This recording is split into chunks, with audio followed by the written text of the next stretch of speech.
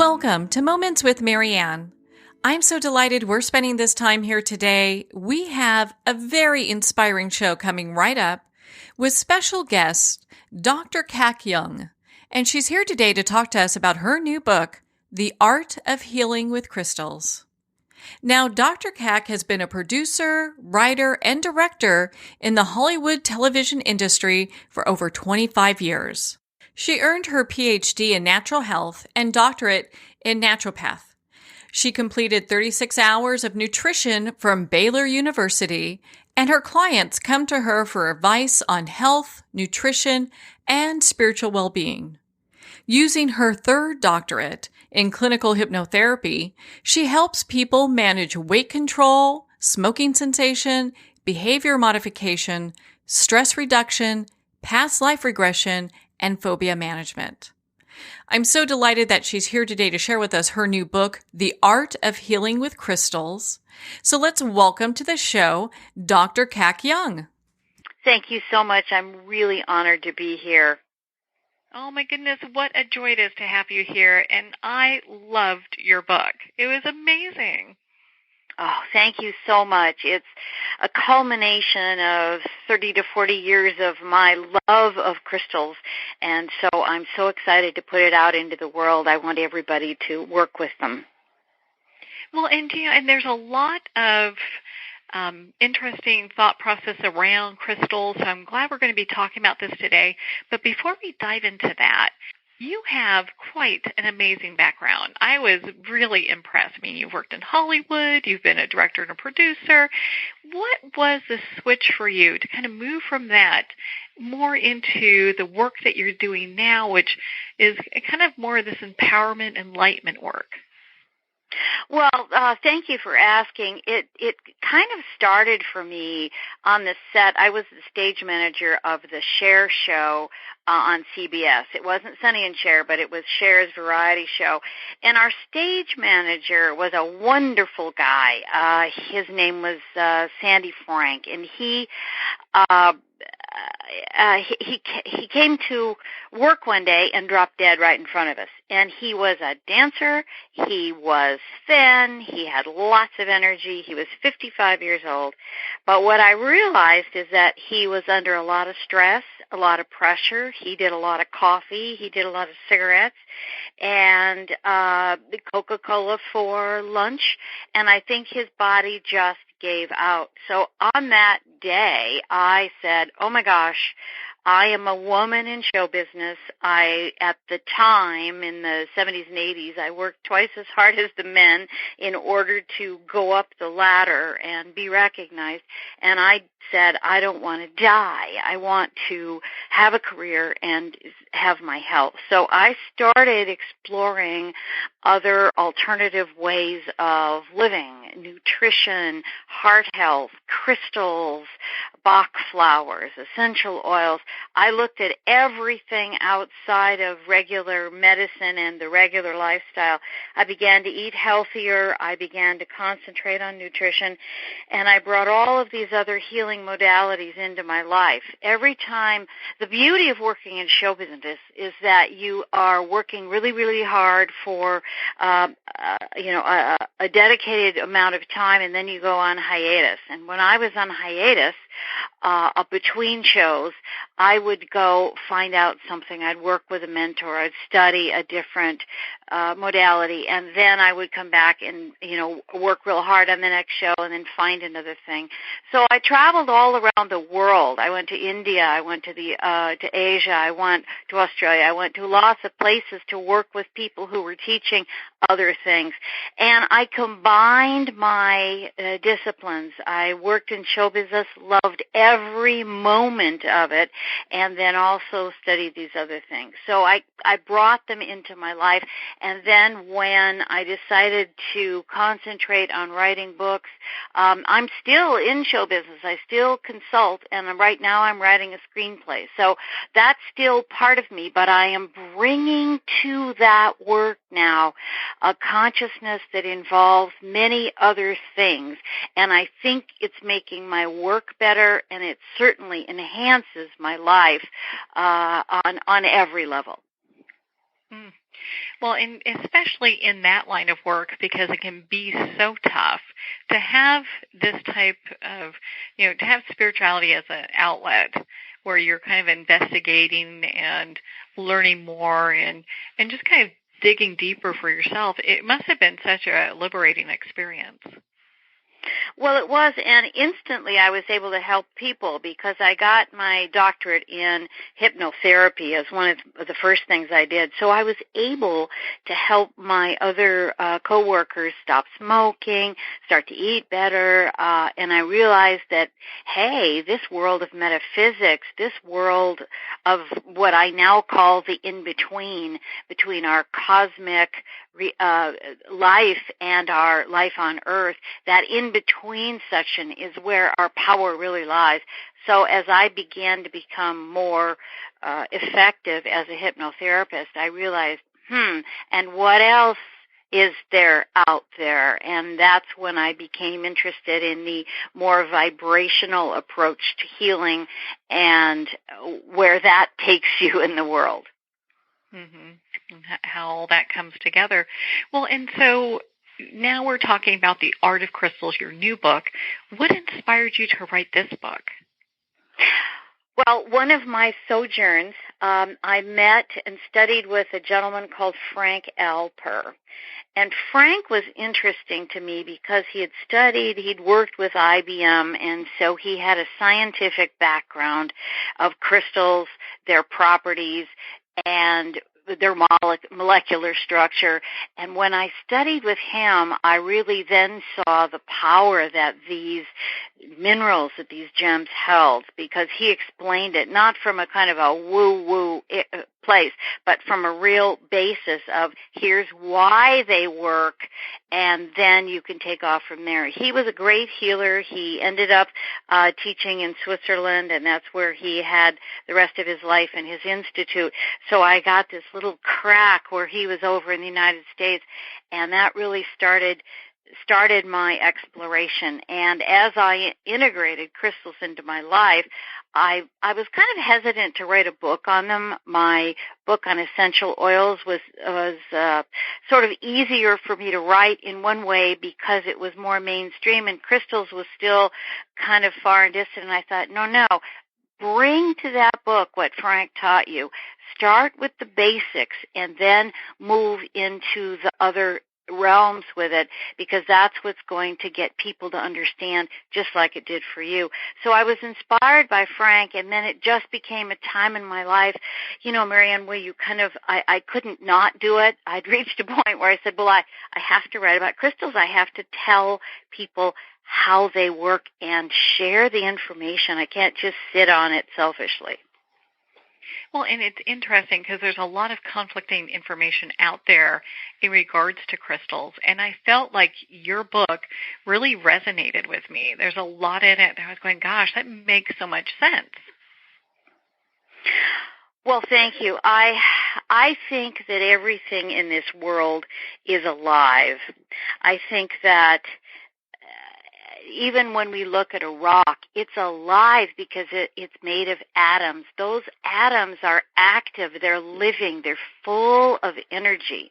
And even a fork is alive because it is made up of atoms and energy, and it's existing as a fork. So if we look at the things around us as a who instead of a what, then we give them the ability or the respect to exist exactly as they are. And then we stop misusing things as well. That's one of the side benefits. But with crystals, they breathe. They're alive, and they vibrate. That is the nature. That is the science of them. That's not me making it up. That's what they do. I call it suspended breath. It's as if the universe breathed into this molten material and it crystallized a breath from that time. So when you look at a crystal, you're holding in your hand a living, vibrating piece of breath. And where that breath came from, I don't know, the atmosphere, maybe a person. maybe a dinosaur if it's old enough, but it is a breath and it is a live thing. And so you can work with it as a living entity, and that's where the real magic comes in, because it helps you navigate the reality between our physical world and our cosmic universe. Oh, and I love how you've just broken that down, because it makes perfect sense. I mean, because it's easy when, let's say we're to go on a crystal dig and where we just find them along our path, how we can just connect them so they've got this beautiful connection with the earth and everything around us. Well, it's true, and I think that, every civilization has a word for breath. The Chinese call it qi. The Japanese call it ki. In Sanskrit, it's prana. The Hawaiians call it mana. The Greeks have always called it pneuma. The Egyptians called it ka. Even the Sioux called it wakan. So every old civilization, every ancient peoples had to name what they call breath, or the breath of life. And we all have it. So do the trees, so do the plants. And as we look at the mineral kingdom, so do the minerals and the crystals. And our psyche resonates to anything that breathes, anything that vibrates. It's just in our DNA. And as crystals vibrate into our vibration, we form a third vibration. We form a new field. Our brain picks up that new vibrational field, and it reacts biochemically in our body. That's how we heal and change with the crystals. And I didn't make that up. The men of science and the scientists decided that is how crystals work in conjunction with the human body and the human brain. That's how the physical body shifts in reaction to the vibrations. So there's nothing outrageous about that. It is laboratory proven. Well, especially nowadays, there's so much that science is proving that we have known, from an energetic level. And now to put the two together is such a beautiful thing. So have you ever come across something that the body or crystals can't seem to heal? Because it seems like it can do so much. Well, they can. And what I think is that it isn't the crystal or the vibrational field that doesn't heal. It's the thing itself. It is the person. It is some mental pattern blocking that healing. There is some disbelief in the brain or in the mind of the person, in the heart, that says, oh, I can't heal from that, or this can't heal. And so the blockage is artificial. It is set up. It can easily be changed in the mind and heart of the person or thing, and that's where we want to do some extra work. That's what crystals of some sorts can break through as well and help. It's it's like getting a shot. It's going to help you. It's going to boost you, and that's what crystal energy does. Well, and so how do you know when crystals are not working? I mean, because it seems like you can really tell when they're achieving their highest. When do you see that they're not doing that? And we talked about the blocks. Are there other reasons that would happen? Well, a lot of it happens to do with belief. A lot of it happens to do with the way they are being utilized. When you get a crystal, when you work with it, it is a blank page. You want to cleanse it in case it comes to you with other vibrations. But a crystal itself is made up of silicon and oxygen. And it is regarded in the scientific world as being the perfect order. That is a structure of the crystal that is perfect. That's why we use it in our technology in our cell phones, in our computers, and in our watches. We use it because a crystal has that stability for transmitting heat, light, and energy across its structure because it is of perfect order. So if something is not working, if a crystal is not working, then what you do is try a different way, or you alter the way you're doing it. What are you putting into it? What are you saying? What are you blocking? And at that point, if something is not working, I would reach out and get some help. I would ask another therapist. I would ask a friend. I would ask another crystal expert, why may this not be working? And we might find that it is something in the mind or something that we're not using it correctly. And by that I mean we haven't programmed it in a certain way that it can respond. It's kind of like training a dog, if you will. If you give a dog contradicting commands, the dog is not going to figure things out. If you are consistent and do it correctly and with praise, the dog will respond to you, and it sets a pattern. Same thing with crystals. You can't one day tell it one thing and another day tell it another, or being mad at it. If you get mad at it and angry, all it knows is to take in that vibration of anger, and so it's not going to perform its primary service to you. Well, and so knowing this now, when someone, they buy a crystal, they resonate with one, and they've cleaned it, and they're ready to go. Do different colors of crystals matter for different parts of healing, or what would your advice on that be?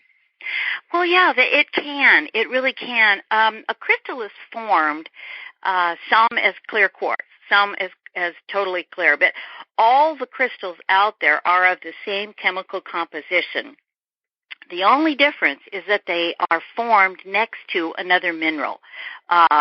Sulfur will come up with a yellow or a brown crystal. Lavender is formed with another kind of crystal.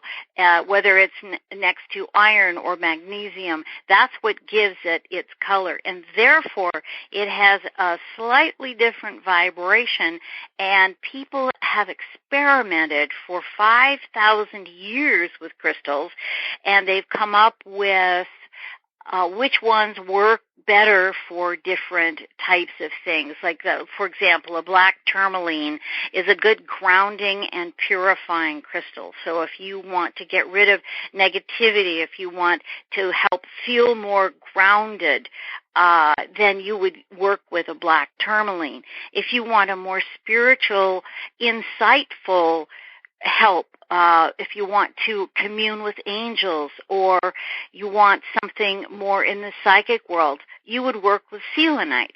So those crystals are more conducive to the vibration of that kind of healing, for example. So a citrine, for example, never needs cleansing because it's so perfect in its structure, itself cleanses itself. So you don't have to worry about it. It's going to take care of you no matter what. I never knew that. And what a great thing, because, a lot of times when we think about cleansing our crystals, it can be a process, and getting them all together and out in the sunlight, salt, whatever the deal is. So it's nice to be able to have one that's going to just do it itself. Exactly. It's sort of like a self-cleaning oven, only it's a self-cleaning crystal.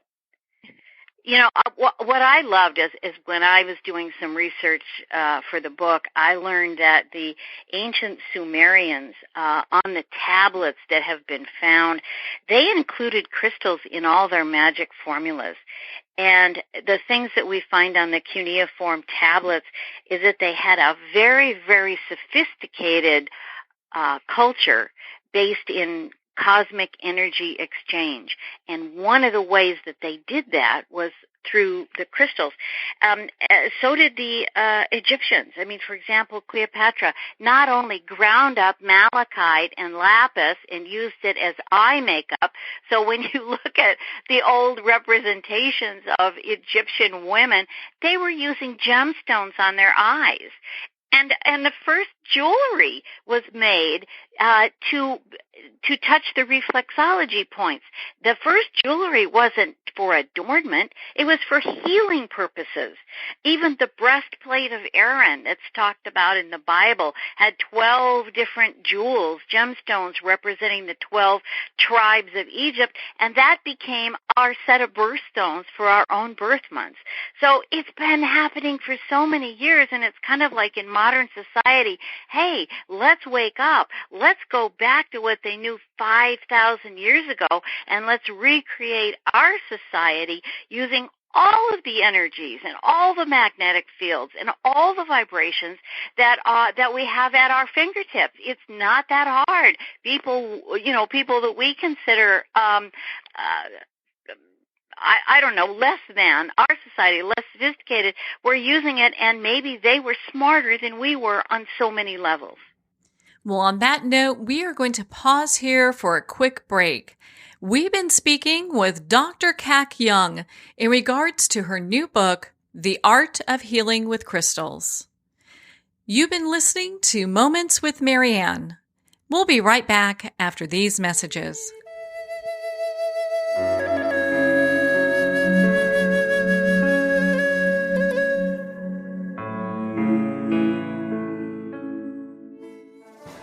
Internationally recognized and award-winning author Judy Goodman works and teaches outside the box of limited thinking. Working with people from every walk of life, her goal is to empower you to be the best you can be, no matter what the challenge is. Born with the gift of seeing beyond our normal vision, she has an extraordinary gift of working with every challenge. Teaching beyond conventional wisdom, her work is described as life-changing. Visit judygoodman.com. That's judygoodman.com.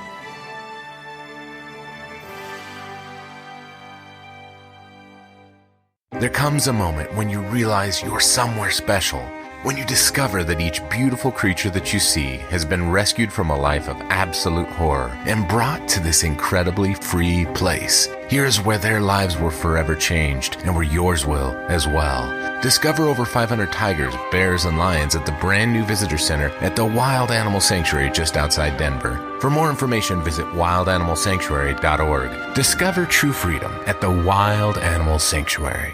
Have you ever had the sense that your thoughts might actually be doing something? Ancient secrets of manifesting have been masterfully revealed in the award-winning book Manifesting 123 by Ken Elliott. For the first time, the author's experiences and stories in this book describe exactly how your thoughts can create anything. You've been doing this all your life, but it's never been fully explained for you until now. Visit manifesting123.com for more information today. Manifesting123.com. There are nearly 2 million Americans living with amputation. Many live right here in San Antonio. Becoming an amputee can be scary, frustrating, isolating, but there's no reason to feel alone. The San Antonio Amputee Foundation is here to help support you and guide you toward resources such as home and car modifications and even prosthetic limbs. For more information or to make a donation, visit saamputee.org. We'll help you live a full, active life, one step at a time. San Antonio Amputee Foundation, healing limbs, hearts, and souls.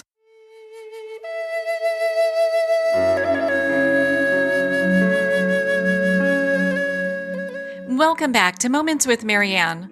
We're here today with special guest Dr. Kac Young, who's sharing with us her new book, The Art of Healing with Crystals. Now, Dr. Kac, before we went to break, we were talking in regards to just crystals in the home. You know, what's interesting, there seems to be a sort of kind of coming home with people in regards to their views about crystals. You know, for thousands of years, crystals have been used in all different capacities. And now people are looking for a more natural way, not only to connect with themselves, but to connect with the world around them and our planet. It seems that crystals are finding their way in every home. You know, nowadays, it's just like having a plant. People are looking for positive ways that they can affect their energy in their home space, in their workspace. You know, and it's just interesting how it's making this come back. Well, yes, and I think you're absolutely right. If we look back at these ancient societies and their ancient practices, and we see them, how they were integrated into the daily life, their daily life wasn't that bad. Yes, their lifetimes were shorter than ours, but that's for all kinds of different reasons, not just health, and modern medicine, but there was things like war and plunder and all of that. But if we look back and utilize those things and balance ourselves with natural things that are occurring in the universe, then we end up feeling better, looking better, having better health, and we deal with others with more of a sense of unity and community just automatically. Mm-hmm. Yeah, I wouldn't mind going back to having gemstones crushed up in my makeup, Well, I think they're available. I think you can order anything online, but I'm sure Amazon has them. Well, on your website, you have this remarkable, crystal, and it is fabulous. And, and it's this very unique shape. And so I'd love for you to share with us a little bit on the different shapes and maybe some of their meanings. Well, absolutely. And again, this is what people have, experts have done through the years. They have decided what these do. So it's kind of like how homeopathy was created. It came from an idea, and then practice. Homeopathy was decided what remedy worked to cure what illness, and that's pretty much how the whole history of crystals have been. We have there are about 60 different crystal faces and facet formations. The basic chemical structure of the crystal does not change, but the power within it seems to fall differently with the shapes that the crystal itself comes into. For example, there are some crystals that are called channeling crystals, and they have 7 sides on their face, and 7 happens to be the number of the mystic and the seeker. So it brings out the wisdom in us, and it also allows us, so many people have found, to connect with other entities and other realms and get information from, or I call it, the in-between. So that is one thing. A cluster has different points that share the same base, and it can radiate more energy into a room or to a place than just a single crystal. A double terminated, for example, has a point on both ends, and it brings a balance of the energy through each of its ends, both ways, incoming and outgoing. There are other crystals like a manifestation crystal, which is a crystal that has a smaller crystal inside, and it's supposed to bring dreams into reality and is really kind of the ally for our creative endeavors. A story crystal has 3 pyramids, or 3 on its facets, 3 clear pyramids, and they are reputed to tell stories. They have wisdom and information inside them, and so when we sit with them and allow them to talk to us in a very quiet space, they will have things to tell us. I have many story crystals, and they have many stories. I have them around when I am writing a creative piece. Whenever I want to go back and do research, I put my story crystals with me, and I'm always led to the right bit that I need to fill out a piece. I mean, they are my friends, they are my allies, and they help me write books. Well, isn't that just beautiful, especially when we have something that's co-creating with us in such a beautiful way? Well, yes, and that's the word, and thank you for that word. It is that co-creative energy where I ask it for its help, and it gives back. Now, some people might say, oh, that's a lot of hooey, that doesn't happen. Well, in the times when I have not put the crystals with me, my work has been harder. and I find that they make it easier. They kind of grease the way for me a little bit, if you will. So, and I'm not an idiot. I'm a business person. I'm, I run my house. I run lots of different things, and I've successfully run a department at Universal Studios. So I am a grounded thinking person and, in the rational world, and yet I make use of as many outside energies as I can because I realize I'm only one person, and they are my village. You've got to love that. Well, and I'm sure with the people that you work with and work around, they look at how grounded you are in the information that you share with them in regards to crystals and the other books that you've written. And it really makes sense for them because it does take a grounded person to be able to write these kind of books that will impact people that maybe have thought about these kind of topics but really haven't dived into it like they'd really want to. Well, thank you. And Marianne, that's exactly what I have striven to do. I want people to have in their hands the ability to change their lives and to change our world. The ancient Egyptians used crystals to light up their perimeter. The top of the Great Pyramid was all crystal, and the pyramid itself was filled with water and sealed. It was used as a battery in ancient times. Now, a lot of people think, oh, my God, you've got a tin hat on your head with, aerials coming out of it. No. If you really look into the real history of the pyramid, and if you figure out why the stones on the pyramid are so tightly hewn together that you cannot get a razor blade between them.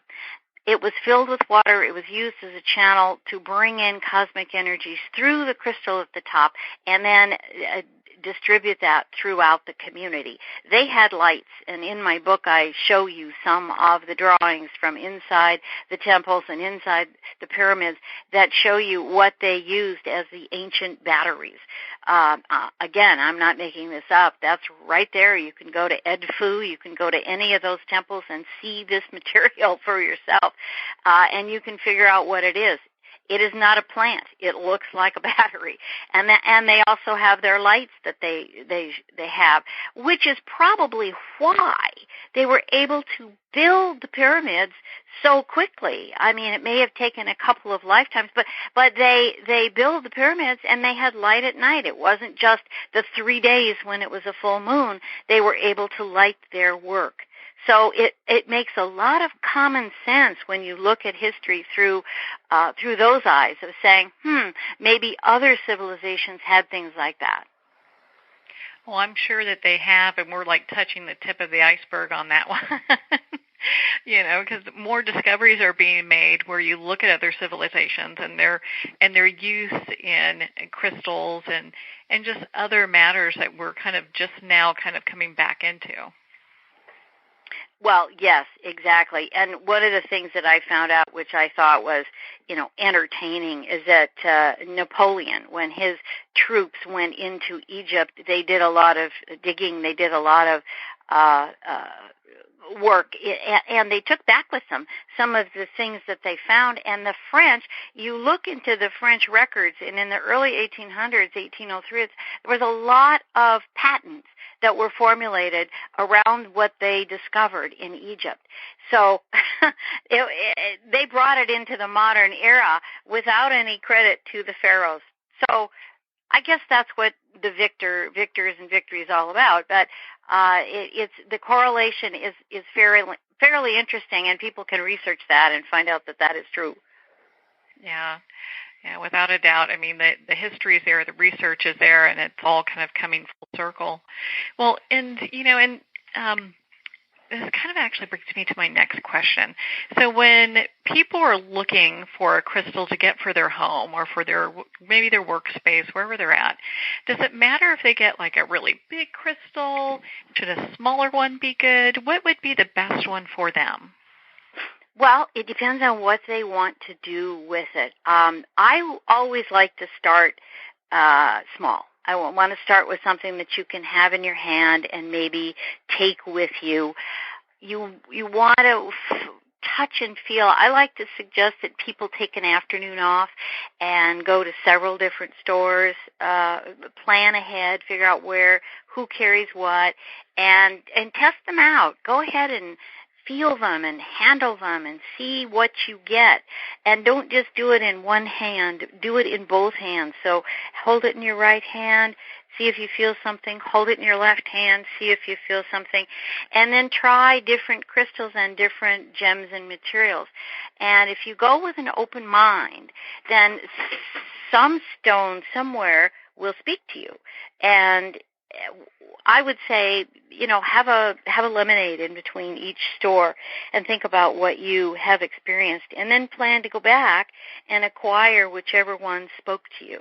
So I would start that way, and then I would begin to experiment with it, cleanse it, talk to it. In my book, I have a lot of things that I suggest that you can cleanse it with, or methods that you can use. Sometimes I use water, sometimes I use seawater, oftentimes I'll use sunlight or moonlight, and sometimes I'll use music. It depends on how you want to cleanse your crystal. But you approach it from the standpoint of a who, not a what. And so you're getting to know this person, you're getting to know this entity that is alive, that vibrates, and that has its own reality. So when you do that, you get used to it, and then you can begin to program it, you can begin to talk to it, you can begin to utilize it in your daily life as that, using your word, co-creative entity with which you can accomplish different tasks or change the way you feel and alter many different things on the emotional level as well. Yeah. Well, I know when I've gone and purchased crystals, it's interesting. I'll get certain ones. I'm like, oh my gosh, I have to have that, and you can just tell that it's a one that you resonate with. And then yes, that whole process. I've had quite a few like that. I'm like, oh, I have to have this one. So, and sometimes people will just probably get that hit too, right? Absolutely, and trust that, because that is the place in between speaking to you. That is the beginning of your friendship with this crystal. So absolutely. I always tell people, if you really want to do it, go to some of the gem and mineral shows. Tucson has this amazing gem and mineral show every year in February. And, you want to do this as a sightseer. You want to wear comfortable shoes. You want to set a budget, and you want to stick to it, because it's an overwhelm. It's like Disneyland of gem and minerals, and it's amazing. I have come back from my shopping spree way over budget when I haven't planned ahead and said, okay, I'm only going to spend X amount of money, and then I have to figure in, if I've flown in, I have to figure in the weight situation. Do I take an extra suitcase and bring it with me? What about packing and padding? Or do I have them ship it for me? So all of these things become a major concern when you become a crystalholic like me. Mm-hmm. It's easy to do. Yeah, they have, I think it's the same show will also go to Denver, if I'm correct, and they'll have the big show there. And I have friends who, this is kind of their part-time fun thing, is they also travel the world, and they will collect and sell crystals. And so it's always tough visiting them, because you want to go home with 20, or so. Well, it's true. It's true. And they're beautiful, and but it's like pets too. If you can't take care of them and can't keep them up, you don't want to put them in the corner and let them get dusty. That's not nice. You want to be able to keep them up. So if you don't want to have 5 cats if you really only have time for one. So it's care and maintenance too. It's you acquire that, and then whatever you can maintain. But they need their baths, they need to be taken care of, they need to be cleaned, they need your attention. I mean, they're just not going to want to sit in the corner and have somebody say every now and then, "Oh, aren't you pretty?" No, they're active, living, breathing creatures. They need your time and your help. Yeah, without a doubt. Well, and I know that you've talked about, healing with crystals. What are some of the other functions that they could be used for? I know it's mostly with the healing. Is it communication too? Well, yes. As kids, I think we all maybe tried to make that little crystal radio with a crystal and a couple of cans on a string, and we did all of that. They are used in cell phones, in computers, in watches. They are used as an entity through which things can be transmuted. So a lot of people use them for divination as well because they have this perfect structure. So it's like if they have this perfect structure and you can send energy through it, you can send light through it, you can send vibrations through it, then why wouldn't that crystal be able to pick up vibrations and information from other realms? If we believe that everything still exists from way back when, that it's out there somewhere, and we call it in, we pull it in like a radio station, then why wouldn't that crystal be able to transmute and transmit that information to us? Now, I happen to believe that they can and that they do. And it was the ancient Celts who first used crystal balls, and they were actually, quartz crystal from the earth that they had rounded into a ball, and they used that. The Druids used these as their way of divining the future and giving people hope and information about their life, just as the mariners used the stars as guides, so too the ancient civilizations used crystal balls as their divination, as their radio, as their cosmic radio for information, and they interpreted it and told people things. And from that time, it became almost like a party favor in Victorian times, where people would have beautiful crystal balls sitting around, and it was sort of like, oh, let's play this, let's play that. There was an occult spirituality time during the Victorian age as well, but a lot of people just had them as decoration. But then they became made of glass. So you really have to make sure that the crystal ball you are using is as clear as you can find, and it is quartz crystal or amethyst that can tell you things when it receives them from other places. Yeah, you really have to know what you're getting, because you don't want to think you're getting crystal and pick up, a glass ball instead, so it's good to kind of check those things out. Well, exactly, because a lot of things will be called crystal when in fact it's manufactured crystal, and they call it Waterford crystal and Austrian crystal and Swarovski crystal. And it's crystal. It's made in the lab of the same silicon and oxygen, the same components. It's just not from the earth. It's just not made with that magnetic resonance that the natural crystals are. So you want to make sure that you're getting a natural formed quartz crystal. Well, my goodness. I mean, we can talk for a long time on crystals. I'm really enjoying this discussion, and you really know crystals inside and out, Kac. So I'm so glad that we were able to spend this time here today together. Where can people connect with you and be part of your community? Oh, how sweet. KacYoung.com is my website, and you can connect to me through there. You can connect with me on Facebook. You can connect. I have various different pages for my books. My book itself, The Art of Healing with Crystals, is available on Amazon, and it's not in bookstores right now. We're doing Amazon because we think that that's where it's going. But you can download it, or you can buy it as a physical book, whatever you'd like to do. It's full of pictures. It's full of sketches. It's full of information, how-tos, what-tos. And you can contact me anytime you want. I love talking about crystals. I love sharing information.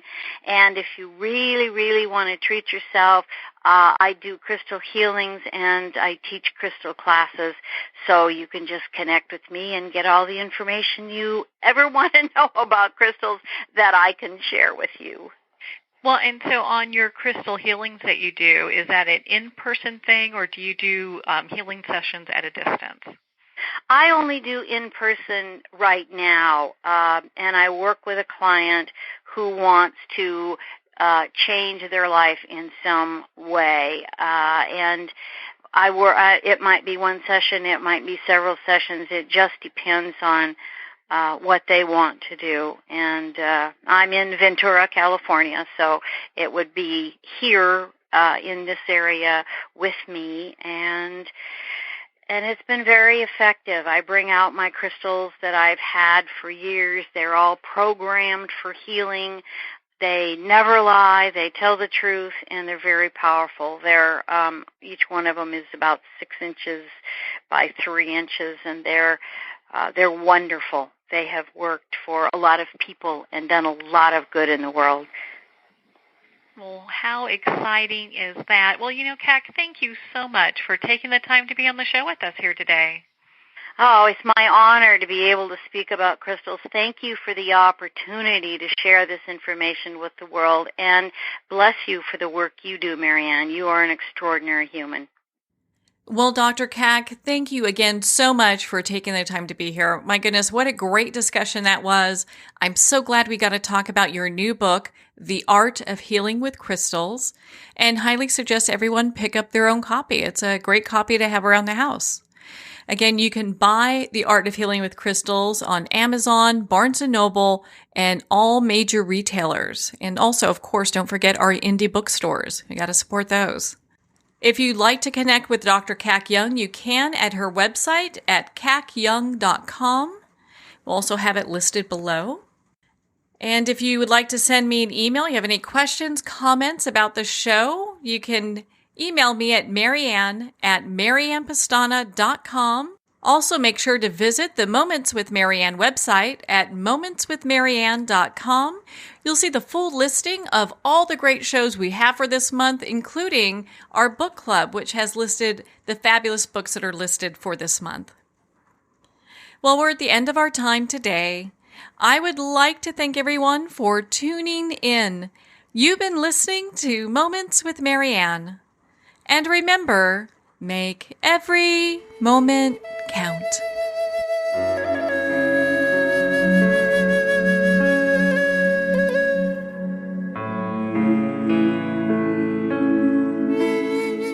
In a single moment, your life can change. Moments with Marianne is a transformative hour that covers an endless array of topics with the best of the best. Her guests are leaders in their fields, ranging from inspirational authors, top industry leaders, and business and spiritual entrepreneurs. Each guest is gifted and a true visionary, a recognized leader in her own work, and while teaching others to develop, refocus, and grow, Marianne will bring the best guest and sometimes a special surprise. Don't miss this. You never know just which moment will change your life forever. Moments with Marianne airs every Thursday, Friday, and Sunday at 8 p.m. Eastern, 6 p.m. Mountain Time. Make sure to tune in and visit momentswithmarianne.com for more information.